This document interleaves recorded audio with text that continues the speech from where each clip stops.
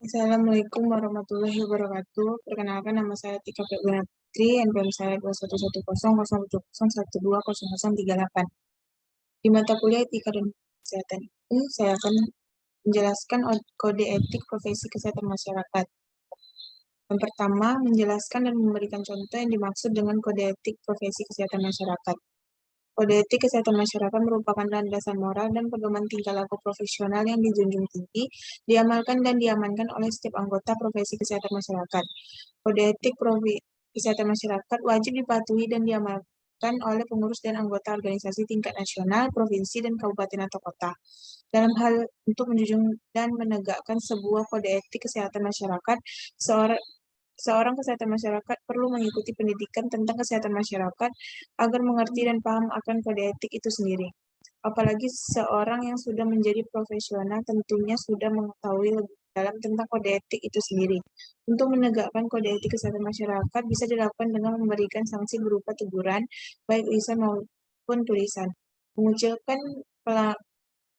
pelanggar dari kelompok profesi atau memberlakukan tindakan hukum dengan sanksi keras. Karena kesehatan masyarakat sebagai ilmu dan seni untuk mencegah penyakit untuk panjang masa hidup dan meningkatkan kesehatan melalui upaya bersama masyarakat secara terorganisir untuk sanitasi lingkungan, pemberantasan penyakit, pendidikan kesehatan, pelayanan kesehatan, dan sebagainya. Mengandung makna bahwa aspek preventif dan promotif adalah lebih penting daripada kuratif dalam rangka peningkatan status kesehatan masyarakat. Pendekatan preventif yang melibatkan keikutsertaan masyarakat mempunyai implikasi bahwa klien profesi kesehatan masyarakat bukanlah individu, tetapi masyarakat dalam melaksanakan upaya kesehatan masyarakat tersebut. Contohnya, saat profesi kesehatan masyarakat melakukan tugasnya tidak boleh membedakan ras, agama, dan lainnya, dan harus memberikan pelayanan yang sesuai dialami pasien, dan meminta persetujuan kepada keluarga pasien terhadap tindakan apapun yang dilakukan. Pada umumnya, pelayanan kesehatan masyarakat merupakan upaya dan dengan niat baik untuk memberikan pertolongan, meringankan penderitaan, dan mengupayakan kesembuhan berdasarkan standar kompetensi dan standar operating prosedur. Oleh karena itu, bila terjadi efek samping atau hasil yang tidak sesuai dengan harapan, bukanlah suatu tindak pidana sehingga bila terjadi sengketa dapat diselesaikan melalui proses mediasi. Konflik pelayanan kesehatan yang dikarenakan pasien atau keluarga pasien menganggap dirugikan atau mengalami resiko medis, maka penyelesaian bukan melalui tuntutan pidana atau gugatan perdata, melainkan diproses sebagai sengketa medis yang diselesaikan melalui mediasi medis atau peradilan khusus kesehatan yang bersifat ad hoc tanpa campur tangan peradilan umum dari aparat penegak hukum umum. Yang kedua, mengemukakan dan menjelaskan kegunaan kode etik bagi profesi kesehatan masyarakat. Yang pertama, ada kode etik membantu meningkatkan kepercayaan publik terhadap integritas sebuah profesi dan melindungi klien. Dalam hubungan dan tanggung jawab seorang kesehatan masyarakat yang profesional kepada klien dan kesejahteraan mereka, selanjutnya mencakup penegakan kepercayaan dan komunikasi kepada masyarakat. Tanggung jawab seorang kesehatan masyarakat yakni memberikan perhatian penuh terhadap masyarakat dalam rangka meningkatkan kesejahteraan masyarakat, misalnya mendengarkan dengan seksama apa yang disampaikan klien. Selain itu, konselor harus menjaga kerahasiaan klien yang hal itu merupakan privasi dan sumber kepercayaan klien. Konselor membuktikan keahlian dalam komunikasi dengan memberikan informasi tentang kualifikasi, misalnya memberi info tentang hasil yang dicapai dalam konseling. Yang kedua, ada kode etik tersebut dapat menjadi suatu acuan dan juga panduan bagaimana praktisi kesehatan masyarakat bertindak sehingga tidak melanggar kode etik yang ada sebelumnya dan meminimalisir pandangan negatif dari masyarakat segala kode etik yang dibuat baik untuk kesehatan masyarakat maupun mengatur praktisi kesehatan itu sendiri.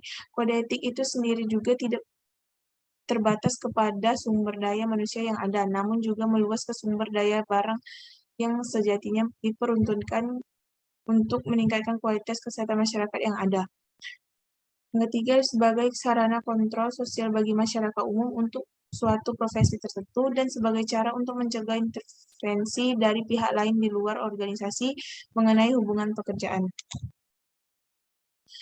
Keempat, profesi kesehatan melanggar kode etik profesi akan memperoleh sanksi etika dari organisasi profesinya dan mungkin juga apabila melanggar keuntungan peraturan atau perundang-undangan juga akan memperoleh sanksi hukum. Oleh karena itu, suatu kewajiban bagi semua petugas kesehatan dari profesi kesehatan dan calon petugas kesehatan dari profesi kesehatan apapun untuk memahami etika dan hukum kesehatan. Yang terakhir, kesehatan masyarakat untuk mencegah penyakit, memperpanjang hidup, dan meningkatkan kesehatan melalui upaya bersama masyarakat secara terorganisir untuk sanitasi lingkungan, pemberantasan penyakit, pendidikan kesehatan, pelayanan kesehatan preventif dan promotif adalah lebih penting daripada kuratif dalam rangka peningkatan status kesehatan masyarakat. Yang ketiga, di sini saya akan menjelaskan mengemukakan resum kode etik Persakmi dan IAKMI. Pertama-tama, saya akan menjelaskan perbedaan organisasi Persakmi dan IAKMI, bahkan terletak pada perekrutan anggota untuk Persakmi dan IAKMI. Persakmi anggotanya hanya khusus untuk program pendidikan ilmu kesehatan masyarakat atau IKM yang bergelar sarjana kesehatan masyarakat atau SKM. Sedangkan IAKMI anggota semua berasal dari para ahli kesehatan masyarakat dengan latar belakang yang bermacam-macam. Persakmi. Kode etik tersebut juga dapat memberikan suatu kredibilitas, moral, dan status profesional yang lebih tinggi dalam menerapkan kesehatan masyarakat. Dengan kode etik yang ada adalah, yang pertama, kesehatan masyarakat secara prinsip harus memiliki fundamental yang dapat memenuhi kebutuhan dari kesehatan masyarakat dan berperan dalam mencegah efek yang tidak diinginkan dalam upaya meningkatkan derajat kesehatan masyarakat. Yang kedua, kesehatan masyarakat harus memiliki tujuan untuk meningkatkan derajat kesehatan masyarakat dengan menghormati hak-hak dari masing-masing individu di suatu masyarakat. Yang ketiga, peraturan-peraturan mengenai kesehatan masyarakat yang ada harus dibuat sesuai dengan kebutuhannya di masyarakat dan dilakukan evaluasi rutin dalam penerapannya. Yang keempat, kesehatan masyarakat harus dapat dijangkau oleh setiap golongan masyarakat yang ada.